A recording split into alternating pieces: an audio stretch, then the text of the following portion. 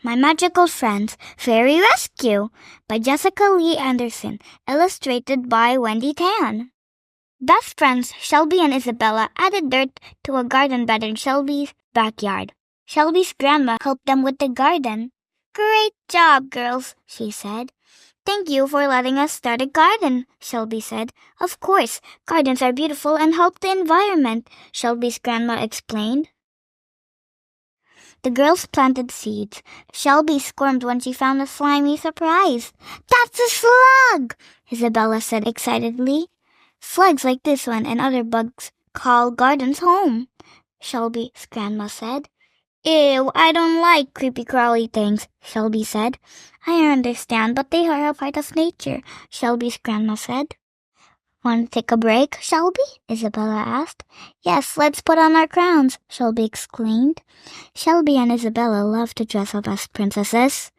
The girls cleaned up and put on their crowns.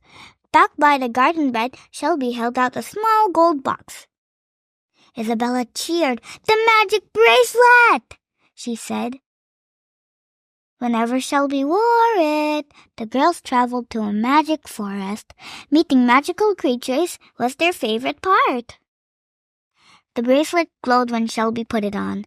Isabella and Shelby grabbed hands and looked at the bracelet. They felt a funny tug and a tingle. A bright light flashed.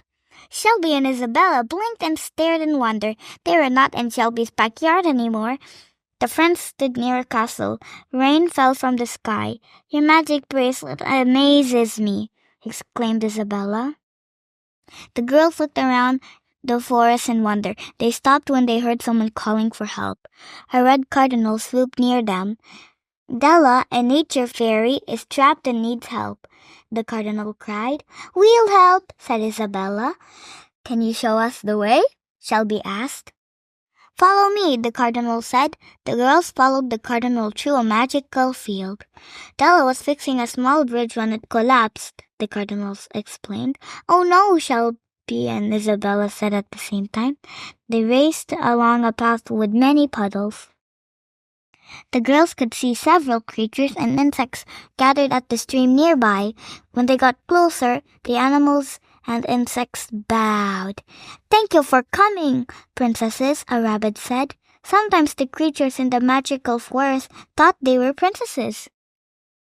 "We are princesses Isabella and Shelby, and we heard Della was in trouble," Isabella said. "We are here to help," Shelby added.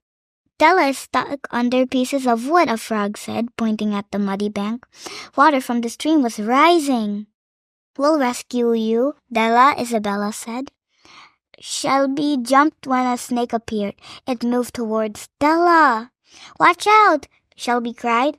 She grabbed a nearby branch, not sure what to do to save the nature fairy.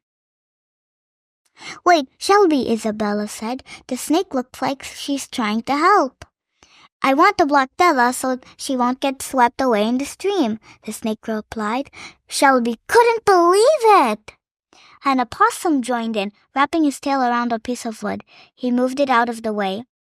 Realizing what the opossum was doing, Isabella also moved the pieces of wood until Della was free. Then the opossum carried Della out of danger on his back. Once Della was safely away from the stream, she stood up. "Thank you all for saving me," Della said. Her wings fluttered. The creatures cheered and hugged Della. Just then the rain stopped and a double rainbow appeared in the sky. "You princesses were so brave," Della said. "Thank you," Isabella said. Shelby sighed. "Isabella was brave, not me. I got scared when I saw the snake," she said. "It was brave of you both to come running when you heard I was in trouble," Della said. "It's okay to feel scared," Della added.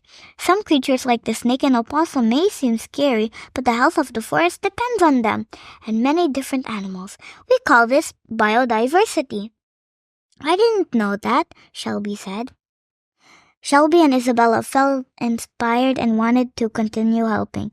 They stayed and with Della and some forest animals fixed the bridge over the stream. Will you princesses help me plant seeds around the bank of the stream? If the plants grow long roots, they will keep the soil from washing away. Again, Della said. Yes, the girls answered. Once the seeds were planted, Della waved her wand. The seeds instantly sprouted. Magical, Shelby said. Feeling tired, the girls walked back to the castle. Della flew next to them, pointing out flowers that she and other fairies planted to help the environment. I've never seen such colorful flowers, Isabella said. A variety of plant life keeps the forest healthy, too, Della said. That's biodiversity, right? Shelby asked. Correct, Della said, smiling. Next, Della pointed out a fairy village. Fairies were tending to a compost pile and a beehive. The compost helps the plants grow strong, and the bees pollinate the flowers. She said, everybody works together to take care of the environment so it stays healthy. Isabella and Shelby were amazed. The girls returned to the castle. Della waved. Goodbye. Goodbye, Isabella said. We'll keep learning more about nature, Shelby promised. Shelby and Isabella held hands and looked at the magic bracelet. When the bracelet glowed, they felt a funny tug and a tingle. A bright light flashed. They were back in Shelby's backyard. The slug hasn't moved. Shelby still wasn't a fan of creepy crawly things, but she didn't squirm this time.